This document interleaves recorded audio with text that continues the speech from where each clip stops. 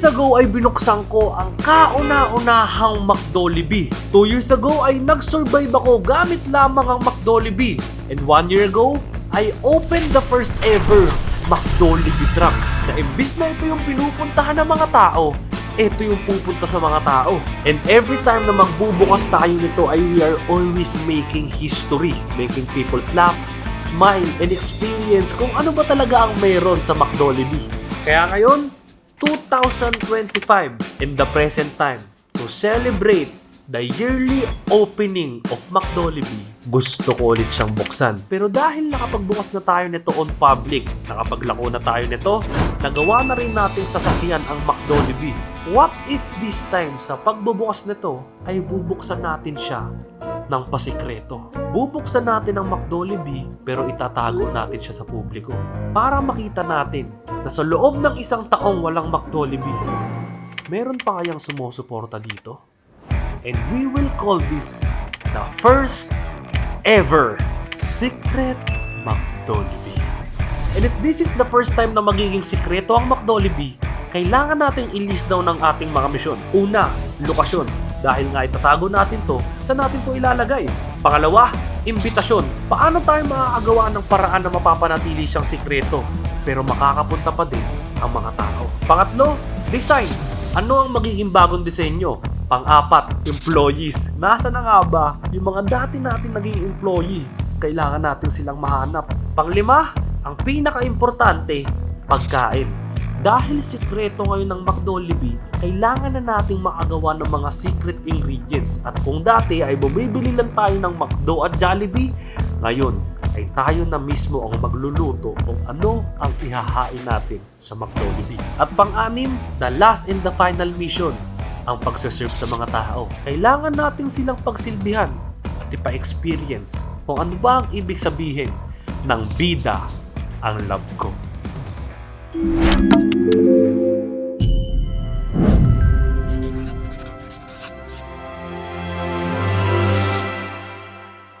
Location ng ating unang misyon. And the goal is gusto nating makapunta sila pero hindi natin sasabihin kung saan. Medyo mahirap yung goal natin, di ba? Until I came up with this idea.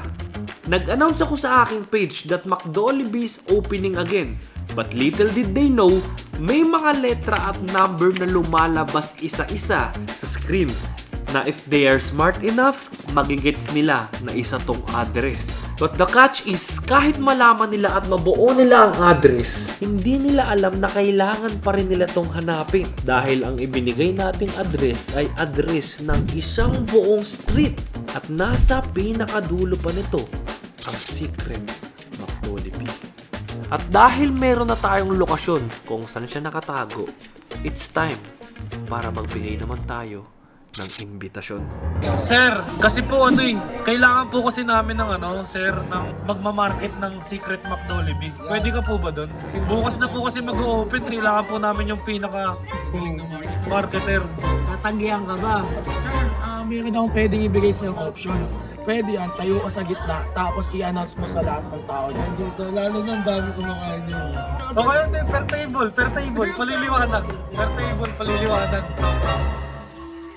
Pwede ko tulong mabala kayo kahit sandali. Ay, 90% lang ako na business. Nakanig kayo.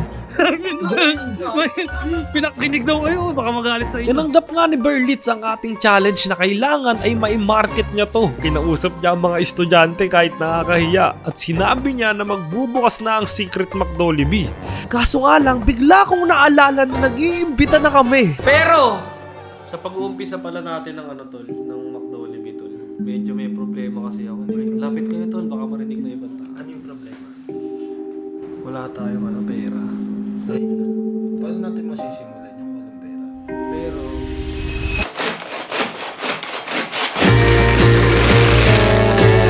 dahil wala tayong budget para mabuksan ang ating secret McDollibee, ay kailangan na natin buksan ang aking secret Matapos ang alkansya. ilang minutong pagbibilang, alam ko na kung ilan ang aking naipon. Hula. Ano, 2-5. Nasa 3-2. At ang bilang ng pangbubukas natin ng McDollibee ay 3,235! Meron nga tayong 3,235 at dahil nakapag-imbita na nga tayo, it's time para sa disenyo. Kung mapapansin nyo, medyo maayos na yung office natin. Kumbaga, meron ng build up dun sa mangyayaring McDollibee. Tulad nito, talagang nag-avail pa tayo nito para magkaroon tayo ng, kumbaga, interior design. Tapos nakabili na rin tayo ng red carpet. Kaya ano ba ang kulay ng McDollibee? Red. And yellow. Nakapagpintura na rin tayo. So ngayon, dahil nakaabang naman na lahat ng ating kailangan, it's time para talagang baguhin na ang branding nitong office namin. And let's turn it into Secret McDollibee. Kasama natin ngayon si Ate Faye, ang print trio. Ate Faye, taon-taon na natin ito ginagawa. So for the fourth time, pwede mo ba kaming matulungan sa branding? Oo naman, ikaw pa ba? Ipiprint ko na yan mamaya.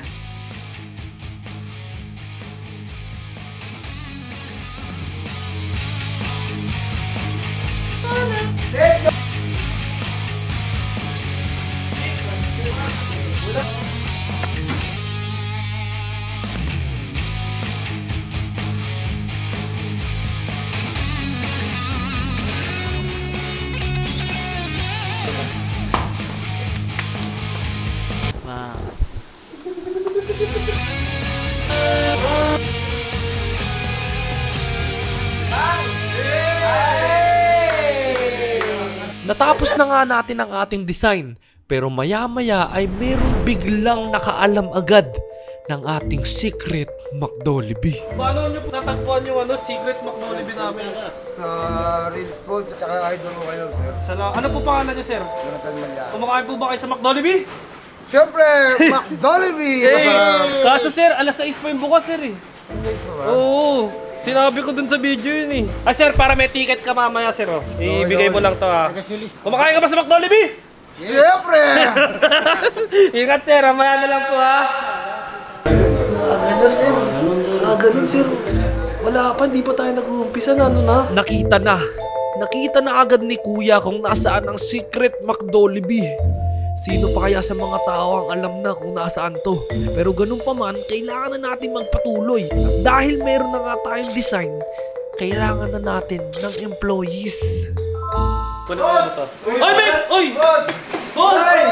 Ikaw ba yung nagbasa ng resume? Nagpasa ako talaga resume tol. Pasensya na kayo, medyo nahuli lang ako. Na-late lang ako ng gusto, pero importante nandito lang isang Aplikante, alas 2, alas 4 na boss eh. Minus 2 hours na lang sa first day mo. Sige na, official. Official. Pasok ka na! Na-training ka na dati. Na-training na ako tol. Siya din ba yun? Siya yun, siya yun. Slang and Adi. Bida ang love ko. Tol, it's nice to be back, tol. Okay. Nakapunta nga si Slang at natagpuan niya ang Secret McDollibee. Ngunit meron pa tayong mga employees na wala pa dito, katulad ni RS at ni Adi. At sana matunton at makompleto kaming lahat sa araw na to.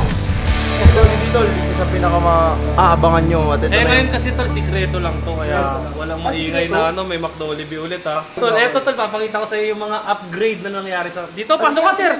Pasok ka, pasok ka. Diba, dito ka ngayon mag-order. O, tingin ka, tingala. Sir, can I order a one-piece chicken spaghetti and a fries? Okay, pasok na yung mga employees. Nasaan na yung mga employees? Ito na yung mga damit niya. Gusto ko lang appreciative kayo ha. Opo. Wow! Wow! Wow! Gusto. Hindi ko kaya eh. Trap karap. Hindi kasi nga, tagal na rin kasi natin nagsari eh. Takon yun eh. Ano, welcome lang natin, Newton. Bago ba to? Bago siya, bago. Newbie ka pala, Sir Rocky! Ay, sir. Hey! Bago, sir. Hey! Bago lang ba to? Bago lang yan. Gapton dinidibdiban eh. Wag. Kaksa pre, wait lang. Nalulungkot ako kasi actually wala pa yung manager niyo dito. Sa kasalukuyan ay hindi pa natin maiikisa ng employees dahil kulang pa tayo. Kaya magpo-proceed na tayo sa pagkain. For the very first time in the history of McDollibee, dahil magbubukas tayo ng pasikreto, ay kailangan na rin natin gumawa ng mga secret recipe. Dahil imbis na bumili tayo sa McDo and Jollibee, tayo na mismo ang magsiserve ng pagkain sa mga tao. At paglulutuan tayo ni Chef Robert. Okay na to.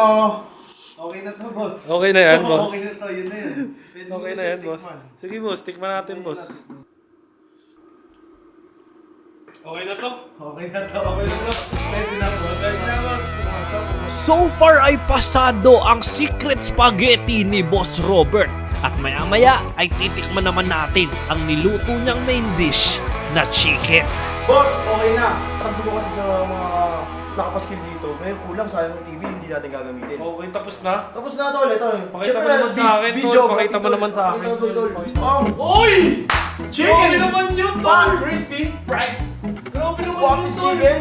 Ugly gravy! Bida ang love ko. Ang saya dito. Order now. Enjoy. Pang Jollibee! Nagawa mo yun sa saglit na oras lang na binigay ko sa'yo. Siyempre tol, alam mo na. Parang SDE. O, baka- Grabe ka naman Ay, doon. hindi nga tol. Video Sabi graph. kumakatok, par. Ay! Boss!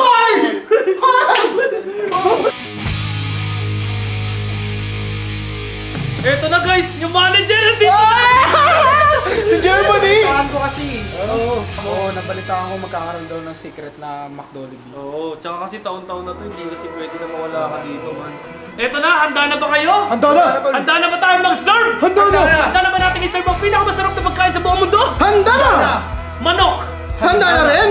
Spaghetti! Handa na rin! Price! Hindi pa to. Oh. Hinahanda pa. Ay, handa. At huwag kayong magalala, darating na dyan si McDolibee! Ayan na pala! Ayun na! Okay guys, magte-taste test na tayo.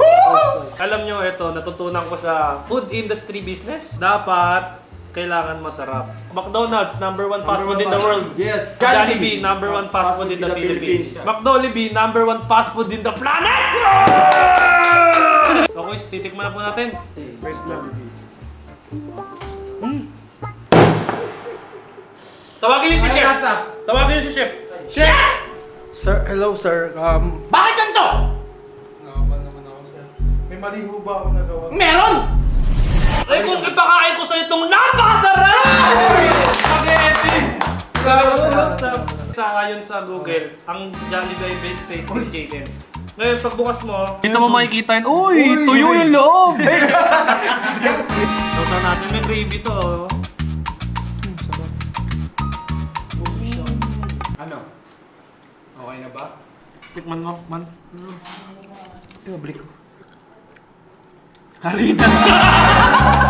Alam mo ba sinabi niya harina?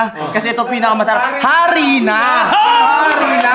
Oh, di ba? Pinakamasarap yan. Kasi ang McDolibee nag-ahari na! Dahil certified na ang pagkain natin ay naghahari sa sarap, ang interior design naman natin ay talagang napaka-solid na din at bigla ang dumating na din si Adi. Dahil kompleto na kami, it's time para kausapin ko na silang lahat tungkol sa aming pinakahuling mission. First of all, gusto ko magpasalamat sa pagpunta nyo. Palakpakan nyo mga sarili. Okay. Ginawa natin to with one and only goal. Nasa McDolibee, bida ang ang love love ko. ko. Once in a lifetime experience lang to. Kailangan pagpasok nila, hindi sila uuwing malungkot. Tama. Kasi nga, Uuwi sila na habang buhay, nakangiti na lang sila. happy siya. Tama! Nakangiti lang. Kaya Pakilang taon na ba to? Year 3 ng McDolibee. Gusto ko lang palakpakan natin.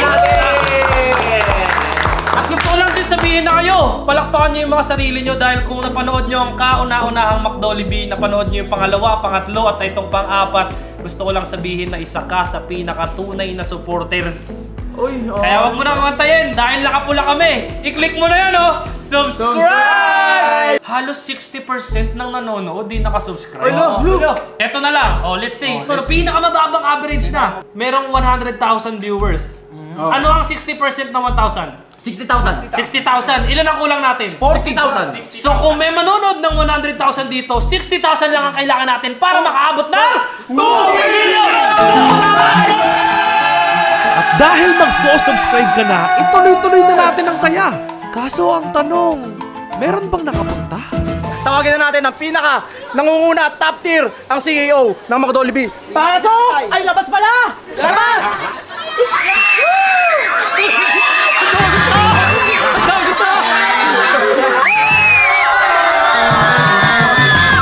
Hindi ko lubos maisip na kahit secret na yung McDollibee natin ay napakarami pa rin talagang pumunta.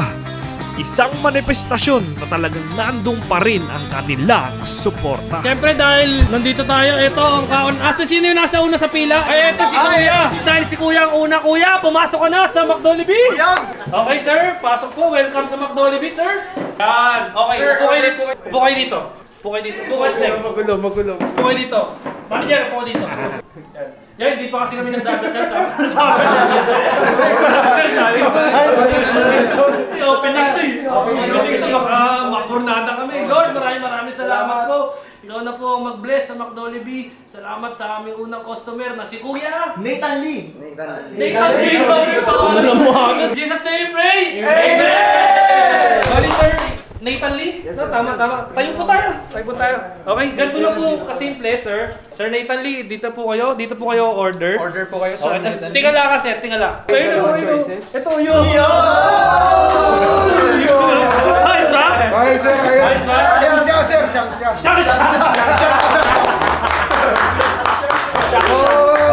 Ano po order nyo? One piece chicken. Kaso sir, may problema, sir. Wala pa kasi yung kanin. So literal na one piece chicken. May drinks natin, sir. Coke? Na lang, sir. Coke na lang, sir, kasi wala ka naman pagpipilian. Sir, inom ka muna, sir. Alfonso. Okay, sir. yan. Kasi dito, dahil nga McDollibee kami, ayaw namin nang gagaya kami. Mayroon kami original recipe. Sinigang. Yes. Siniging-ging. Ikaw pala unang titim niyan.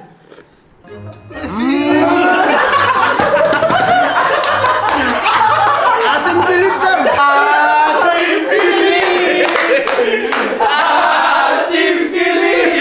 Para matikman na ni sir yung one piece chicken, paki-serve. So serve nyo na kasi sir yung one piece chicken. Ganun lang kami. Ay, hindi pala gravy. Unang agad, buto agad. Unang kagat. Hari na lahat. Wait lang. Linawin mo, sir. Linawin mo. Wait lang, linawin mo. Harina o harina? Hari na.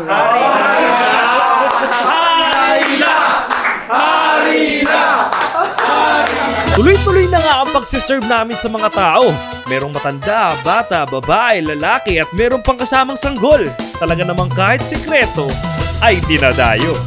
Saan po kayo galing, sir? Nueva Ecija po. Nueva Ecija, grabe. At meron dumating, palakpakan nyo! Dumating na ang aking nanay. It's good to see you, mom. Ay, ito gusto ko, may gift. Ang nanay ko may gift. Wow! Wow! Grabe naman yung gift ni Mami dahil ma-order nyo to sa Amazing Crochet! Segway. Segway lang. Pamama. Ang dala po sa bangko. Pasok. Prize. Sold out na tayo, meron na lang tayong natitirang isang plate na spaghetti, tapos 10 chicken, and fries.